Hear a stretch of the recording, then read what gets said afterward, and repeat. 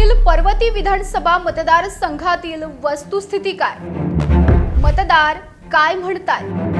काय आहेत महत्त्वाचे मुद्दे? इच्छुक लागले निवडणुकीच्या तयारीला.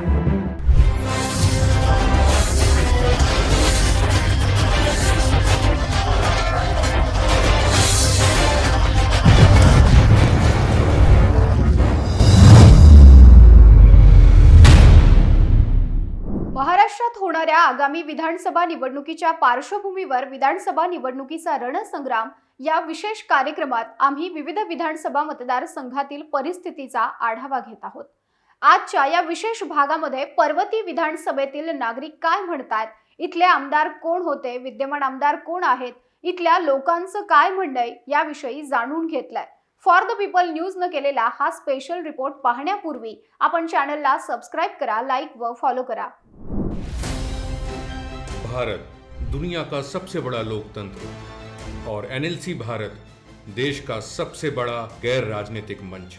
शक्तिशाली लोकतंत्र के लिए राहुल कराट का सार्थक कदम. मुंबई में हुआ ऐतिहासिक प्रथम राष्ट्रीय विधायक सम्मेलन.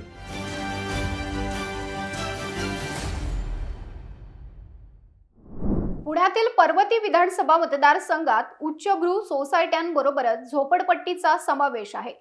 टोकाची भिन्नता आढळणाऱ्या या मतदारसंघात स्वारगेट, पुण्याला भाजीपाला व अन्नधान्याचा पुरवठा करणारं गुलटेकडी मार्केट यार्ड, सिंहगड रस्ता, सातारा रस्ता असा भाग आहे. इथल्या प्रश्नांविषयी व समस्यांविषयी जेव्हा नागरिकांशी संवाद साधला तेव्हा मिळालेल्या प्रतिक्रिया अतिशय बोलक्या आहेत. आमच्या इथे ड्रेनेजच्या पाण्यात जेव्हा खूप पाऊस होतो त्या ड्रेनेजच्या लाईन बिन तुंबतात. ते अजून तो प्रॉब्लेम सॉल्व्ह झालेला नाही आहे.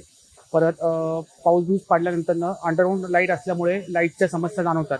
लाईट एकदा गेल्यानंतरनं लवकर येत नाही.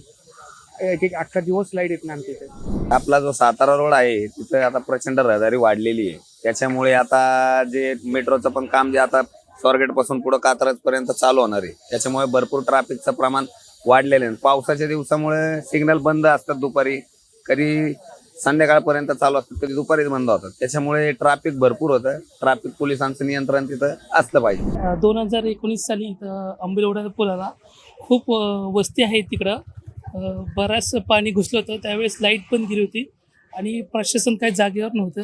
सगळे आजूबाजूचे नागरिकच काम करत होते. परत जर असं झालं तर त्याला जबाबदार कोण? कारण की अजूनही तिथले कामे पूर्ण झालेली नाही आहेत. बऱ्याचशा वेळा स्थानिक नागरिकांनी तक्रारी केल्यात. प्रशासन खूप संत गतीने काम करत आहे. आपल्या इथं ट्रॅफिकचा खूप प्रॉब्लेम झाला आहे. सिग्नलचं जरा सगळ्यांनी लक्ष द्यावं.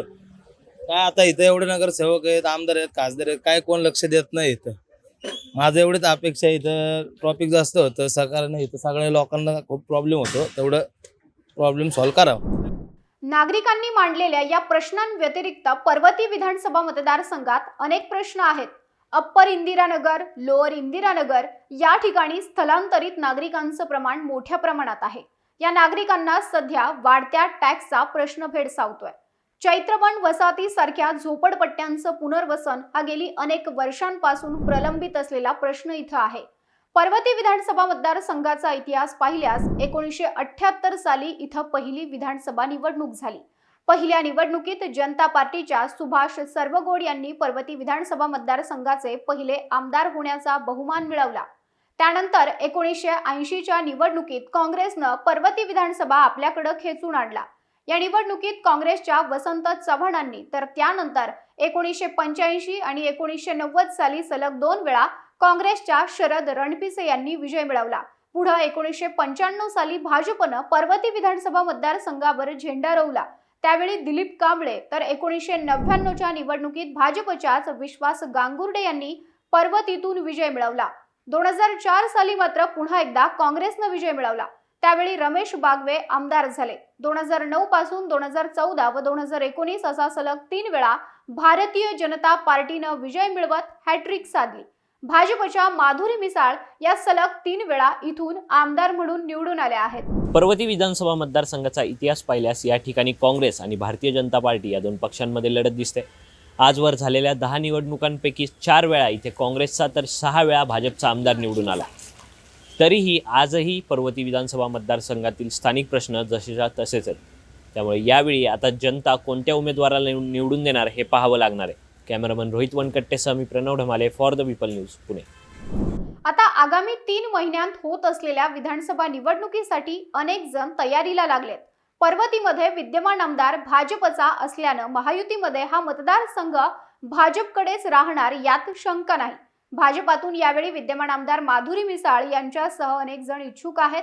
तर महाविकास आघाडीत हा मतदारसंघ राष्ट्रवादी काँग्रेसकडे होता. यावेळी काँग्रेस इथं दावा सांगणार की शरद पवारांच्या राष्ट्रवादीकडेच हा मतदारसंघ राहणार हे पाहणं उत्सुकतेचं ठरणार आहे. काँग्रेसमधून माजी उपमहापौर आबा बागुल इथून इच्छुक आहेत. परंतु हा मतदारसंघ जागा वाटपात कुणाकडे जाणार याविषयी मात्र उत्सुकता आहे.